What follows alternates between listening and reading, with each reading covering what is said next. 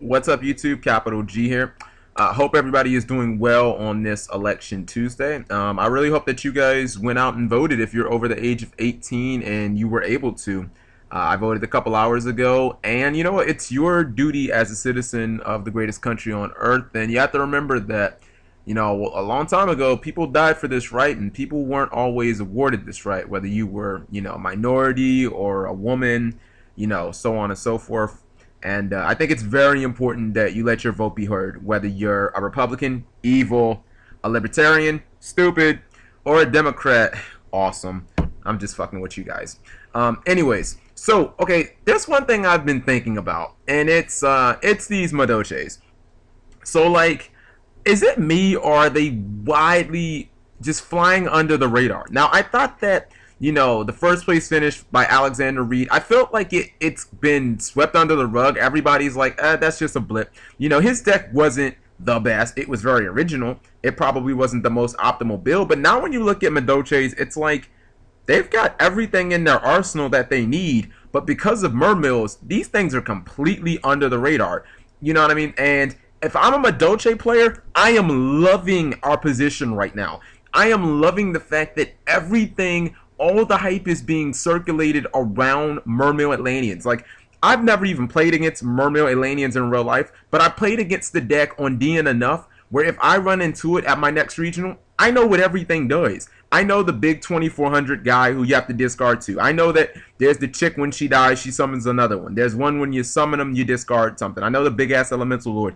And Madolche's, because no one's talking about them, because there's no buzz around them, I still don't know what any of this stuff does particularly. Now, I've looked up some of the cards, and I mean, they've got what they need. Like, they have the Madolche ticket, which is amazing. They have their Queen TIARAMISU. One thing that I think people have forgotten in this deck is you can run macro and defissure extremely easy. I heard that Mermill Atlantean poses a big problem for the deck because, you know, Madolche's like to run a lot of heavy back row. And, you know, Mermills can kind of pick back row apart without really summoning anything, like in sectors where you can't evac or Fiendish Chain or, you know, Book of Moon the monsters. But, you know, Madolche can easily side in macros. They can easily main deck defissures and just completely capitalize on those type of matchups. And then obviously the other matchups that it's going to be advantageous. And, you know, that is neither here or there. I talked about that in another video.